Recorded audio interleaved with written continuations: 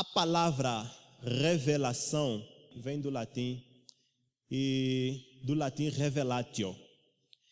É uma palavra formada por re, de oposição, de contrário, e velare, de tapar, esconder. Então, revelação significa tirar o véu, destapar alguma coisa. Sempre que a palavra véu vem à mesa, biblicamente falando agora, nós lembramos de 2 episódios principais envolvendo o véu, certo? Primeiro nós lembramos do véu que se rasgou quando Jesus morreu na cruz do Calvário, o véu que se rasgou do templo do alto a baixo. Segundo, nós lembramos do véu de Moisés. A constante exposição de Moisés perante a glória do Senhor fez com que, ao descer do Monte Sinai, Moisés descesse com o rosto todo resplandecente, brilhante, que nem essa lâmpada. E Moisés não deu conta que o seu rosto estava a brilhar. Mas Arão e os filhos de Israel, quando olharam para Moisés com o rosto brilhante, sentiram medo. O que é que eles fizeram? Afastaram-se de Moisés. E Moisés não sabia, por que o pessoal está se afastando de mim? Aí manda chamar todo mundo e as pessoas revelam para ele que, olha, Moisés, o teu rosto está a brilhar, é difícil olhar para você. Moisés então conversa com o povo, conversa com Arão e diz para o povo tudo o que ele tinha ouvido do Senhor, para que o povo fizesse.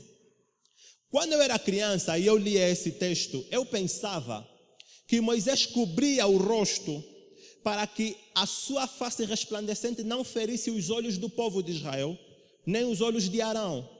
Que a glória do Senhor era tão forte que as pessoas, quando olhavam para Moisés, eles escondiam porque tinham os seus olhos feridos. Mas se você reler a passagem com mais atenção, você vai perceber que não é isso que está a acontecer. Porque quando Moisés desce do Monte Sinai, ele fala diretamente com o povo, sem colocar véu. E até ali o povo já tinha perdido o receio, o medo. Ele já estava acostumado com o rosto resplandecente de Moisés. Só que quando Moisés termina de falar com o povo, ele coloca o véu. Ao entrar novamente na presença do Senhor, ele tira o véu. O que está acontecendo aí? Quando Moisés fala com o povo, ele tira o véu porque o rosto dele está resplandecente. Mas depois ele coloca o véu, o povo vai embora, entra na presença do Senhor, tira o véu. Engraçado, né? Esse jogo de tirar o véu, mete véu, o que estava acontecendo com Moisés? Quando Moisés percebeu que o rosto dele apagava, ele não queria que Arão e os filhos de Israel percebessem que Moisés era um homem de quem a glória do Senhor desvanecia. Que afinal de contas, o homem que desceu todo forte e resplandecendo a glória do Senhor, momentos depois, por ser homem carnal e pecador como nós, momentos depois o brilho da glória do Senhor se apagava. E Moisés, que já tinha sido admirado, os olhos de admiração já estavam postos sobre Moisés, os elogios já estavam postos sobre Moisés. De repente ter que enfrentar a realidade de que ele perdia a glória do Senhor ficou complicado para ele. Moisés não estava conseguindo saber lidar com essa situação. O que ele fazia? Viu a glória do Senhor, a presença do Senhor, como uma carga, um combustível, para se alimentar, resplandecer novamente o rosto dele, e quando saía, tirava o véu e falava com os filhos de Israel. Moisés começou a fazer esse jogo. Porque ele não suportava a ideia de não ser visto como um homem que resplandece a glória do Senhor. Complicado isso. Mas Moisés não foi o único homem que teve um comportamento parecido.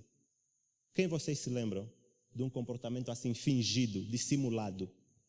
Davi, o herói de Israel, aquele sobre quem o Espírito do Senhor pousou, aquele que matou Golias, aquele que trouxe a arca de volta para Israel, era visto como um homem de Deus, um homem sobre quem a face do Senhor brilha. De repente ele peca, comete o pecado do adultério. E Davi não consegue lidar com a ideia de deixar de ser visto como um homem de Deus. O que ele faz? Imita Moisés. Coloca um véu, só que não mais sobre o rosto, mas sobre o coração. e dissimula comportamento, finge ser uma pessoa que ele não é. Por quê? Porque não suporta lidar com a ideia de que um homem de Deus também pode ter os seus fracassos. Enquanto eu refletia sobre isso, eu comecei a imaginar quantas pessoas vivem como esses 2 indivíduos. Quantas pessoas vivem como Moisés, nesse episódio que nós lemos? Quantas pessoas vivem como Davi? Tentando colocar um véu sobre o seu rosto que já não brilha por causa da glória do Senhor, só porque um dia ele apareceu perante o povo como um homem de Deus, pregando a palavra do Senhor. Quantos homens e mulheres se colocam nessa situação de que eu tenho que esconder minhas falhas, meus erros, meus pecados, para que o mundo continue me vendo como o Jorge, o homem de Deus? Quantas pessoas estão presas nessa ideia de que não podem dar bandeira? Principalmente líderes vivem aprisionados de que precisam ser exemplares. Não estou dizendo que não precisam ser exemplares, mas a ideia de que precisam manter um certo nível de comportamento. E eu não posso dar bandeira, as pessoas não podem saber que eu peco, que eu erro. E você começa a montar uma imagem de santidade, muitas vezes hipócrita, só para que o mundo não perceba que o rosto teu já não brilha. Aí Deus olha para você e diz: está cheirando podre o teu coração, Moisés. Você está fingindo. Olha, vocês já se perguntaram por que Paulo sentiu tanta afeição de Timóteo? Por que Paulo ficou tão atraído à vida de Timóteo? Escrevia para ele, buscava, o acompanhava, chamou ele de filho na fé. Primeiro, Timóteo foi um jovem comum, como eu e você. Não tinha assim muitas coisas brilhantes para Paulo sentir-se atraído por ele. Inclusive, parece que era medroso, porque sempre Paulo escrevia para ele dizendo: não negligencie o dom que Deus te deu. Não deixe que despreze a tua mocidade. Um jovem que tinha sempre que receber um empurrão. Mas atraiu Paulo. Por quê?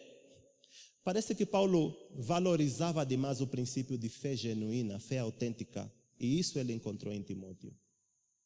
Ele faz questão nas 2 cartas que ele escreveu para Timóteo.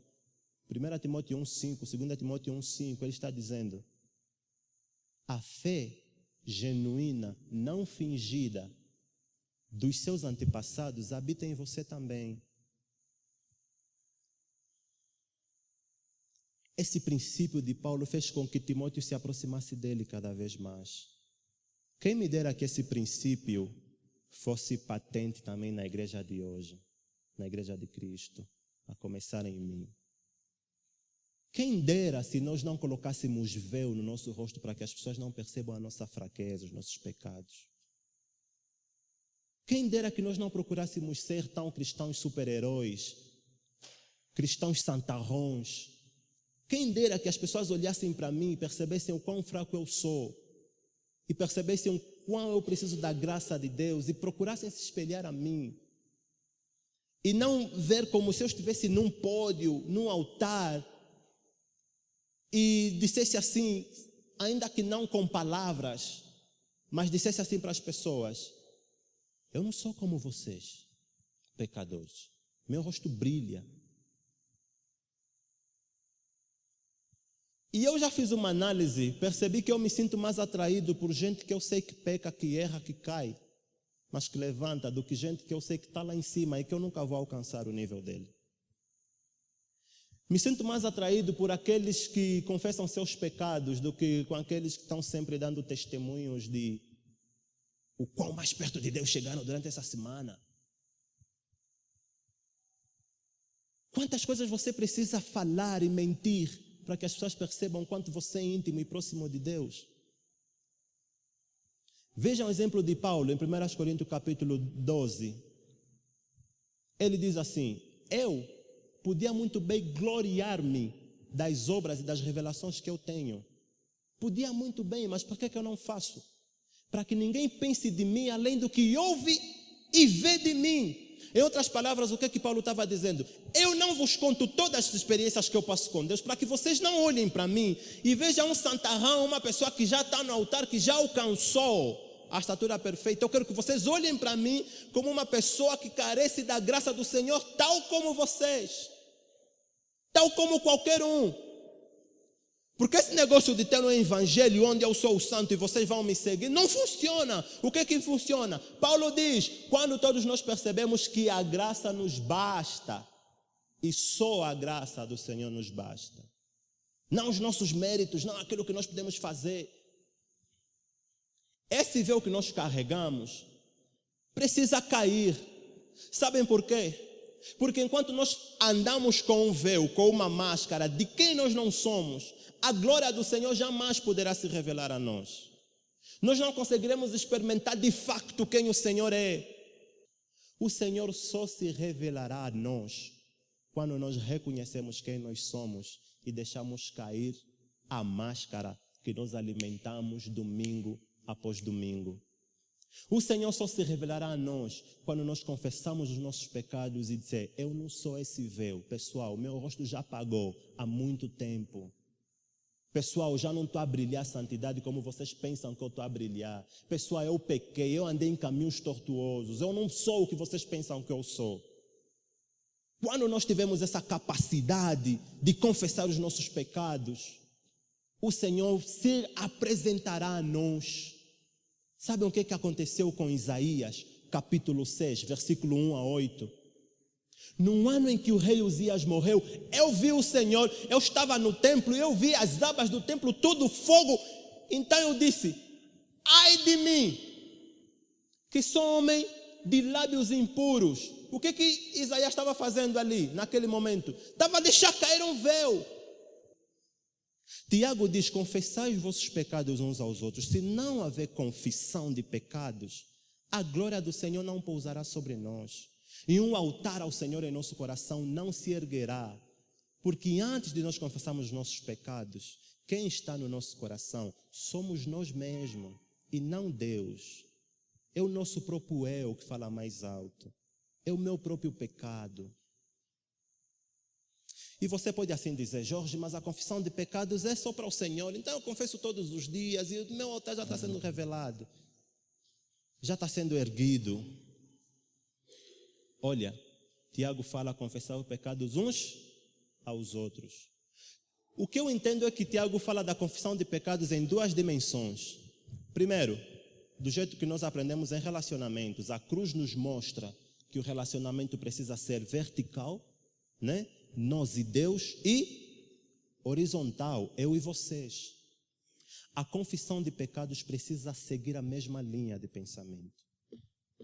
A confissão de pecados precisa ser eu com Deus e eu com o irmão. Porque quando eu confesso eu com Deus, eu refiz ou repus o meu relacionamento eu e Deus. Só que você descobre que na igreja esse papo de eu e Deus estamos bons, isso é que importa, não funciona, porque João vai dizer, todo aquele que diz amar a Deus e não ama o seu próximo, torna-se mentiroso. Logo a minha confissão precisa ser no irmão também, para que eu encontre cura para o meu coração. Há dias eu recebi um jovem que tinha fornicado há 2 anos. Mas 2 anos passados, por que você está a vir confessar hoje? Ai, pastor, eu não estou bem, eu sinto que estou a te enganar. Sempre que eu sento aqui domingo e você prega, aquilo me vem na mente e eu falo, eu estou a enganar esse indivíduo, ele não sabe que eu pequei. Por que ele se sente assim? Porque não foi curado, não foi tratado o seu pecado. Para com o irmão, ele ainda se sente em pecado. E ele acha que aquilo precisa ser confessado para encontrar cura, perdão e libertação. Derrubar o seu eu para que o Senhor cresça no coração dele. E por que você fica assim? Tem pecados que você acha assim, Deus me perdoou, eu e Deus e tudo mais. Não é eu e Deus e tudo mais. Tem gente com quem você pecou, com quem você precisa confessar, com quem você precisa se abrir e dizer, olha, eu caí no meu relacionamento com Deus. Eu não sou essa pessoa que você acha que eu sou. Eu não sou essa pessoa que você acha que eu sou. Deixa eu abrir meu coração para você. Eu sou isso e aquilo. Mas eu acredito que a graça de Deus está a me restaurar. E eu preciso ser purificado. Você vai continuar a andar comigo? Claro que eu vou continuar a andar contigo. Claro que eu vou continuar a andar contigo. Quando nós confessamos os nossos pecados nas pessoas, nós encontramos cura para o nosso coração. nós encontramos cura para a nossa alma, para ela não adoecer, para ela não se entristecer e depois se afastar dos caminhos do Senhor. Nós precisamos fazer isso. Eu sou exemplo de que a confissão cura o coração. Eu estava a ficar viciado em pornografia. Eu assistia, ia nos sites. Sabe o que eu fazia? Eu ia para Deus e dizia assim: eu me perdoo. Eu já namorava com a Matilde. Aí o Senhor me levou a contar o meu erro para a Matilde. E eu disse: eu preciso contar para a Matilde. Não foi um dia bom. Mas eu olhei para os olhos da Matilde e disse assim: você precisa me ajudar porque eu estou a me perder. Eu fui mais para um irmão aqui mesmo da igreja, de muita confiança, mesmo um amigo. Eu disse: você precisa me ajudar porque eu estou a me perder. O que foi, Jorge? Eu não sou o cara que você vê no púlpito aqui todos os domingos. Ou está a ficar viciado em pornografia. Me ajudem, por favor. Eles não se afastaram de mim. Matilde me deu um abraço. O cara me deu um abraço e disse: vamos orar junto. E todos os dias ele me procurava e me perguntava: e aí, como é que é? Está tranquilo? Eu falava: não está, hoje vem de novo. Dia seguinte está tranquilo. E fomos caminhando até eu encontrar cura. Quando você confessa, cura acontece. Se você permanece trancado no seu quarto dizendo: eu não vou confessar, porque as pessoas precisam me ver como um santo, como um jovem puro, você vai continuar apodrecendo no seu relacionamento medíocre e hipócrita com Deus. Gente, confessem, tira o véu, caminhe com Deus. Não estou a falar que você vai se levantar num culto aqui e dizer: eu sou pecador, eu faço. Não faz isso também, não estende lá no Facebook. Não faça isso. Encontre uma pessoa que você confia, vá para Deus e diz assim: gente, vamos parar de se fingir aqui, porque não estamos nada bem. E o Senhor precisa purificar o nosso coração. E sabem o que? Quais são as consequências de um véu não tirado? É que essa tua atitude passa de geração para geração. As pessoas aprendem isso de você e aprendem a fingir. As pessoas olham para o líder, olham para o pastor e falam assim: vamos copiá-lo, vamos imitá-lo, vamos viver como ele vive. E isso se transforma em uma igreja de fingidos, de gente que não erra, de gente que não peca. Mas você pode cortar o mal pela raiz hoje e dizer: estou tirando o véu, Senhor. E eu não me importo com reputação. Que se lixe minha reputação. O que eu quero é viver contigo. Você pode fazer isso. Ou você pode mentir aqui fingido e não tirar o véu. Agora, imaginem, a fé genuína de Timóteo também tem o resultado de geração em geração. Sabem o que Paulo falou? A tua fé, não falou de Timóteo, disse a fé de Loide, da avó de Timóteo, que Timóteo tinha aprendido e foi se purificando, foi passando de geração em geração. Se você não derrubar você mesmo do seu altar e procurar assim levantar o altar para o Senhor, a glória do Senhor não se manifestará para você. A glória do Senhor não se manifestará para você. Tentemos ser jovens íntegros, genuínos, que buscam a palavra do Senhor, que tenham coragem de mandar embora a reputação, para que o coração e as mãos estejam limpas perante o Senhor. Perante o Senhor. Amém? Eu sei que tem jovens aqui que ainda está lutando sozinho com um pecado. Sei que tem. Sei que tem gente com um véu, que ainda não se deixou ser abraçado, que ainda não se deixou ser curado. Tem gente que precisa dizer: Senhor, retire o meu altar, retire meu véu, para que eu ande com o Senhor. Se calhar seu pecado não é como o meu. Se calhar seu pecado é a fofoca, é dissimulação.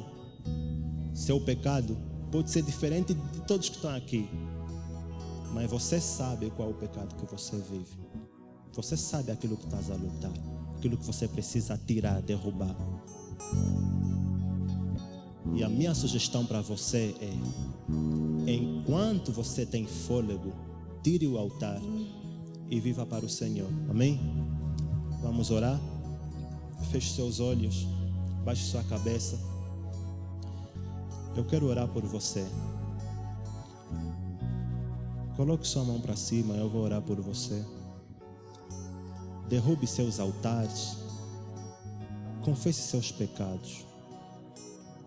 Escolha andar com o Senhor. Escolha viver para Deus. Escolha viver para Deus. Hoje pode ser o dia que você está marcando uma nova vida, que você está derrubando o seu coração, que você está derrubando todo o altar em que você mesmo está colocado, que você está dizendo: Senhor, ande comigo, ande comigo. Deus seja louvado pela tua vida, querido. Agora vamos nos colocar em pé. Vamos nos colocar em pé.